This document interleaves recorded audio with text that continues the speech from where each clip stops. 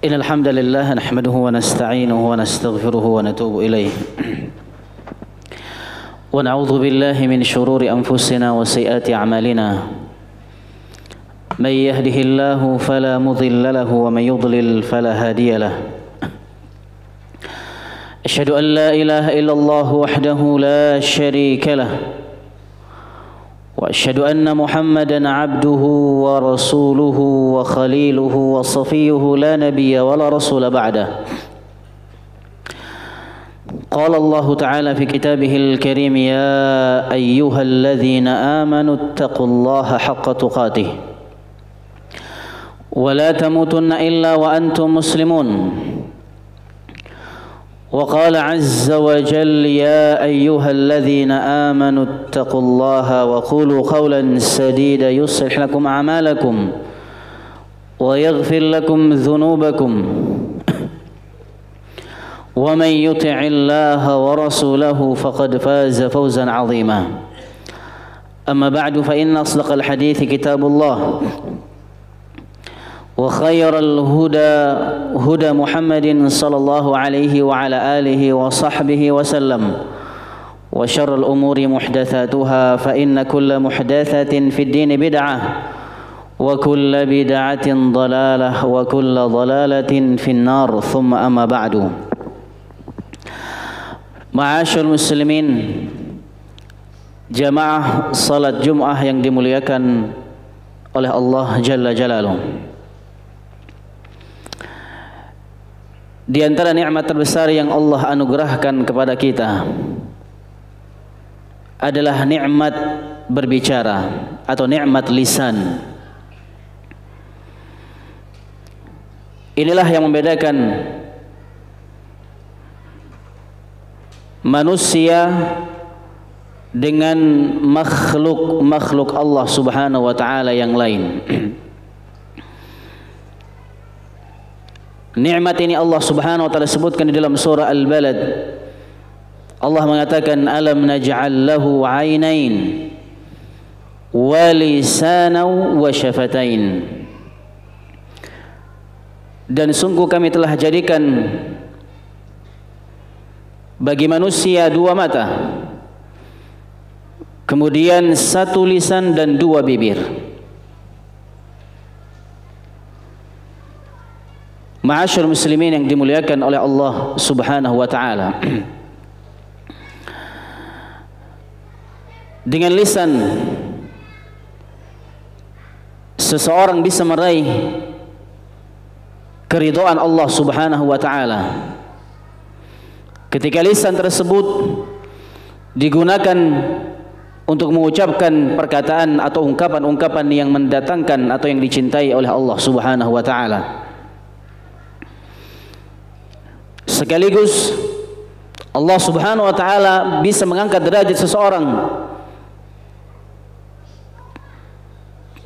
karena lisan yang selalu mengucapkan perkara-perkara yang mendatangkan keridhaan Allah Subhanahu wa taala. Rasulullah sallallahu alaihi wasallam mengatakan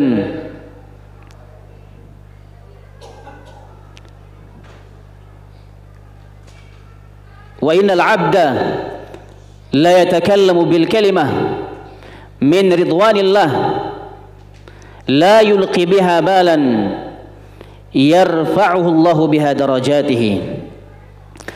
Sesungguhnya seorang hamba ketika dia mengucapkan perkataan-perkataan yang mendatangkan keridhaan Allah Subhanahu wa taala, meskipun ucapan-ucapan tersebut dia tidak pedulikan, namun selama yang dia ucapkan tersebut adalah perkataan-perkataan yang mendatangkan keridhaan Allah Jalla Jalaluh, maka dengannya Allah Subhanahu wa taala akan mengangkat derajatnya di hari kiamat nanti. Kemudian dengan nikmat lisan ini seseorang bisa berzikir kepada Allah Subhanahu wa taala. Dan kita tahu bahwasanya ibadah zikir merupakan salah satu ibadah yang bisa mewakili ibadah-ibadah sunnah yang mungkin belum bisa dikerjakan oleh seseorang. Pernah seorang sahabat datang kepada Nabi sallallahu alaihi wasallam Kemudian sahabat ini mengatakan, "Ya Rasulullah, inna syara'i al-Islam qad kathurat." Sesungguhnya syariat Islam ini begitu banyak, sunnah-sunnahmu begitu padat. Dullani, tunjukkanlah kepadaku wahai Rasulullah satu amalan yang bisa aku kerjakan, yang bisa aku amalkan, yang dengan amalan tersebut aku bisa memenuhi amalan-amalan sunnah yang belum bisa aku kerjakan. Kemudian Rasulullah sallallahu alaihi wasallam menjawab, "La yazalu lisanuka ratban bidzikrillah." Senantiasa lisanmu basah dengan berzikir kepada Allah Subhanahu wa taala.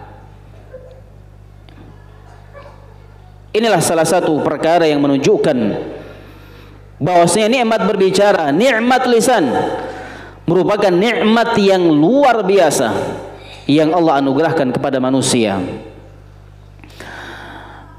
Namun sebaliknya, ketika seseorang tidak bisa menggunakan lisannya dalam perkara-perkara yang mendatangkan keridhaan Allah, dalam perkara-perkara yang dicintai oleh Allah Subhanahu wa taala, maka lisan tersebut bisa menjerumuskan seseorang dan melemparkan seseorang ke dalam neraka Allah Subhanahu wa taala. Rasulullah sallallahu alaihi wasallam juga mengatakan, "Wa innal 'abda la yatakallamu bil kalimah min sakhatillah la yulqi biha balan." Ketika seorang hamba berbicara, bertutur kata, mengucapkan satu kata yang mendatangkan kemurkaan Allah Jalla Jalaluhu, mungkin dia tidak memikirkan itu, maka itu akan bisa menjadikan orang tersebut dilemparkan ke dalam neraka Allah Subhanahu wa taala. Dan Rasulullah sallallahu alaihi wasallam juga menyebutkan bahwa penyebab terbesar seseorang dilemparkan ke dalam neraka adalah dua anggota. Yang pertama lisan, dan yang kedua kemaluan. Beliau mengatakan, "Aktsaru ma yudkhilun nasa nara al-ajwafan." Dua perkara yang paling banyak menyebabkan seseorang masuk ke dalam neraka Allah Subhanahu wa taala. Yang pertama adalah karena sebab lisannya, dan yang kedua karena sebab kemaluannya. Ma'asyiral muslimin yang dimuliakan oleh Allah Subhanahu wa taala. Kemudian kalau kita perhatikan, segala keburukan atau dosa yang disebabkan oleh lisan itu rata-rata termasuk ke dalam kategori dosa besar. Di antaranya adalah kedustaan. Rasulullah SAW mengatakan, "Wa iyyakum wal kadhib, fa innal kadhiba yahdi ilal fujur, wa innal fujur yahdi ilan nar." Hati-hatilah kalian dengan kedustaan, karena kedustaan akan membawa kalian kepada sesuatu yang buruk, kepada kejahatan, dan kejahatan tersebut akan membawa kalian kepada neraka Allah Subhanahu wa taala. Dosa yang langsung diancam neraka oleh Allah Subhanahu wa taala. Dan ini merupakan salah satu di antara ciri-ciri dosa besar. Kemudian dosa ghibah, dosa namimah, semuanya merupakan dosa-dosa yang termasuk ke dalam kategori dosa besar yang dijanjikan laknat neraka oleh Allah Subhanahu wa taala. Oleh karena ketika Nabi sallallahu alaihi wasallam menyebutkan karakter seorang muslim sejati, Rasulullah sallallahu alaihi wasallam terlebih dahulu memperingatkan kepada seorang muslim tentang bahaya lisannya sebelum Nabi menyebutkan tentang bahaya fisik atau tangannya. Beliau sallallahu alaihi wasallam mengatakan, "Al-muslim man salima al-muslimuna min lisanihi wa yadihi."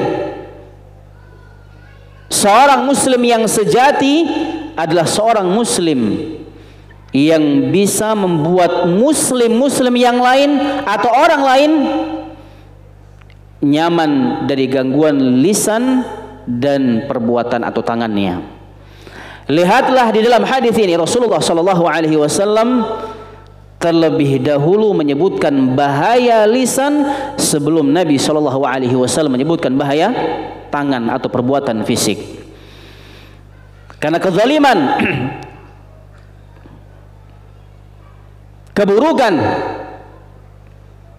yang dilakukan oleh anggota tubuh kita selain lisan atau perbuatan kita, ini jangkauannya terbatas. Namun ketika lisan seseorang berbuat zalim, maka jangkauannya akan lebih luas. Oleh karena kita mohon kepada Allah Subhanahu wa taala agar Allah Subhanahu wa taala senantiasa memudahkan lisan kita untuk kita gunakan dalam perkara-perkara yang mendatangkan keridhaan Allah Subhanahu wa taala. Aqulu qouli hadza wa astaghfirullah li wa lakum wa li sa'il muslimina min kulli dhanbin fastaghfiruhu innahu al-ghafurur rahim.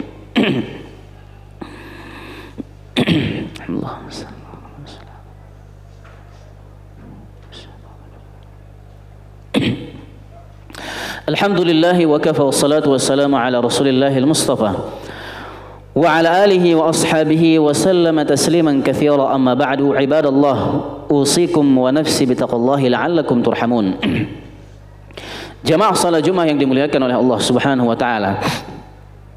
Mungkin di antara kita ada yang tidak menyadari bahwa di sana ada ibadah yang tidak kalah keutamaannya dengan ibadah menuturkan kata-kata yang baik, mengungkapkan kata-kata yang baik. Ibadah tersebut adalah diam dari perkataan yang mendatangkan kemurkaan Allah Subhanahu wa taala. Ibadah diam dari perkataan-perkataan yang bisa menyakiti orang lain. Ibadah diam dari perkataan-perkataan yang mungkin menyinggung dan menzalimi perasaan orang lain. Ibadah diam ini tidak kalah penting keutamaannya dengan ibadah mengucapkan kata-kata yang baik. Dan ini sebagaimana disebutkan oleh Nabi sallallahu alaihi wasallam. Beliau mengatakan, "Man kana yu'minu billahi wal yaumil akhir falyakul khairan aw liyasmud." Barang siapa yang beriman kepada Allah dan hari akhir, maka hendaklah ia mengucapkan kata-kata yang baik atau diam. Seorang muslim hanya memiliki dua pilihan saja. Entah dia mengucapkan kata-kata yang baik, atau yang kedua, ibadah yang kedua, yaitu diam dari perkataan-perkataan yang mendatangkan kemurkaan Allah Subhanahu wa taala. Karena segala sesuatu yang keluar dari lisan kita itu akan dimintai pertanggungjawaban oleh Allah Subhanahu wa taala. Jikalau seandainya itu baik, maka kita akan mendapatkan kebaikan pada catatan amalan kita. Namun jikalau seandainya itu buruk, maka kita akan mendapatkan keburukan pada catatan amalan perbuatan kita. Dan malaikat-malaikat Allah Subhanahu wa taala akan senantiasa mencatat apapun yang keluar dari lisan kita. Allah Subhanahu wa taala mengatakan, "Ma yalfidhu min qaulin illa ladaihi raqibun atid." Tidak ada satupun ucapan, perkataan yang keluar dari lisan manusia kecuali akan dicatat oleh malaikat Allah Subhanahu wa taala. Dan sebagai seorang muslim yang beriman kepada Allah, beriman kepada hari akhir, tahu bahwa malaikat-malaikat Allah Subhanahu wa taala akan mencatat segala apa yang keluar dari lisannya. Seharusnya dia akan memilih kata-kata yang keluar dari lisannya. Seharusnya dia hanya memiliki dua pilihan saja. Apabila dia memandang apa yang diucapkan itu baik, maka dia akan ucapkan. Namun jikalau seandainya apa yang dia pandang, apa yang dia ucapkan dia pandang tidak baik, maka dia akan tahan lisannya untuk tidak berbicara. Ma'asyarul muslimin yang dimuliakan oleh Allah Subhanahu wa taala. Kemudian para ulama menyebutkan bahwa hukum berbicara itu sama dengan hukum menulis. Di zaman sekarang kita diuji, difitnah dengan keberadaan media sosial. Keinginan untuk memberikan komentar, keinginan untuk menulis status, keinginan untuk men-share atau memposting sesuatu. Dan semua ini hukumnya sama dengan berbicara secara langsung dengan lisan kita. Ketika seseorang berhati-hati dalam menggunakan lisannya, maka dia seharusnya berhati-hati dalam menggunakan media sosialnya. Apa yang dia komentari, dia harus pikirkan terlebih dahulu. Dia harus validasi terlebih dahulu. Dia harus cross check terlebih dahulu apa yang dia akan posting, apa yang dia akan share. Dan kita harus ingat jangkauan dari apa yang kita tuliskan, apa yang kita komentari di media sosial itu sangat jauh, sangat luas. Apabila kita salah, maka bisa saja kita akan mendapatkan dosa jariah yang tidak akan terputus-putus. Kecuali apabila kita adalah orang yang ahli dalam bidang tersebut, maka silahkan berikan komentar. Namun jikalau seandainya kita merasa bukan ahli dalam bidang tersebut, maka lebih baik diam. Dan jangan sampai kita menjadi orang-orang yang ketika ingin mengangkat kelompoknya, kemudian dia berdusta atas nama kelompok yang lain. Dia rela menyampaikan sesuatu yang dusta, asalkan kelompok yang lain jatuh kehormatannya. Banyak di zaman sekarang orang-orang yang rela berdusta untuk mengangkat kemuliaan kelompoknya dan untuk menjatuhkan kemuliaan kelompok yang lain. Dan ini merupakan dosa besar di sisi Allah Subhanahu wa taala. Inna Allaha wa malaikatahu yusholluna 'alan nabi ya ayyuhalladzina amanu shallu 'alaihi wa sallimu taslima. Allahumma rabbik fil muslimin wal muslimat wal mu'minina wal mu'minat al ahya'i minhum wal amwat innaka sami'un qarib mujibud da'awat ya qadhil hajat. Allahumma ansil ikhwanal muslimina fi Filastin. Allahumma ansurhum nasraddin. Allahumma akhdhul a'da'aka ad-din ya dzal jalali wal ikram. Allahumma ankidh al-masjid al-aqsa ila qiyamis sa'ah. Allahumma ij'alhu 'azizan qawiyan ila yaumil qiyamah. Allahumma a'id al-masjid al-aqsa ila rihabil muslimin. Allahumma ansurhum. Allahumma ansurhum. Allahumma rabbana hab lana min azwajina wa dhurriyyatina qurrata a'yun waj'alna lil muttaqina imama. Allahumma arina al-haqqa haqqan warzuqna ittiba'ah wa arina al-batila batilan warzuqna ijtinabah. Rabbana atina fid dunya hasanah wa fil akhirati hasanah wa qina adzaban nar. Ibadallah, innallaha ya'murukum bil 'adli wal ihsan wa ita'i dzil qurba wa yanha 'anil fahsya'i wal munkari wal baghi ya'idzukum la'allakum tadhakkarun. Fadhkurullaha yadhkurkum washkuruhu 'ala ni'amihi yazidkum wa la dzikrullahi akbar wallahu ya'lamu ma tasna'un. Aqimus shalah.